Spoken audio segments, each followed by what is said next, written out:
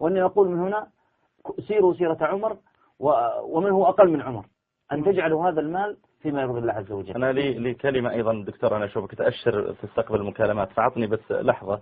يعني عجبني طرحك وطرح الدكتور حول بعض المسلمين مع الأسف الذين يستعملون أموالهم التي أعطاهم رب العالمين في إفساد المسلمين بدل إصلاحهم.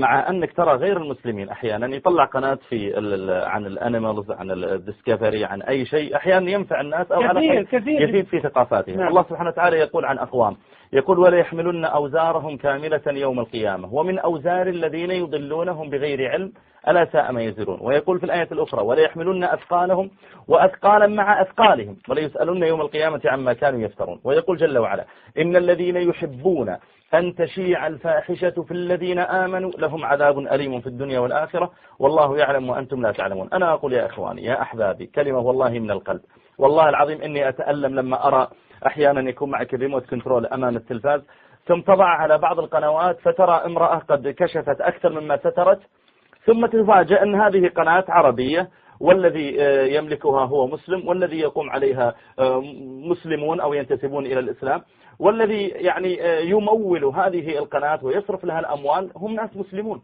طيب هل أنت الآن تحتاج إلى هذه القناة حاجة عظيمة؟ هل هذه القناة زادت في إيماننا؟ هل زادت من وحدة المسلمين؟ هل عرضت علينا آلام المسلمين؟ هل شاركت مثلا في توزيع زكوات، في توزيع صدقات؟ هل زادت يعني إقبال المسلمين إلى ربهم؟ هل زادت في نشر الحجاب بين الناس؟ هل رآها شخص ما كان يصلي ثم أصبح يصلي؟ هل رآها شخص كان عاقا لوالديه؟ هل رفعت وعي المسلمين بالواقع اللي حولهم؟ أم أنها فقط علمت المسلمين كيف يرقصون، ماذا يستمعون، حتى أن فيه أحيانا يكون برنامج لمدة ساعتين ثلاث يعطيك أصوات مغنين، يلا والشاطر اللي يعرف هذا صوت من المغنين.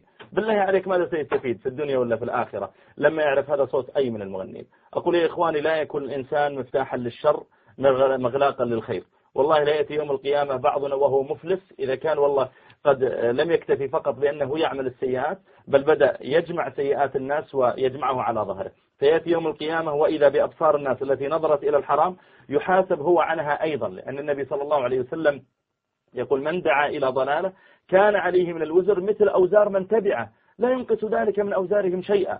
في الحديث الآخر قال من دل على ضلالة قد ينظر إنسان إلى امرأة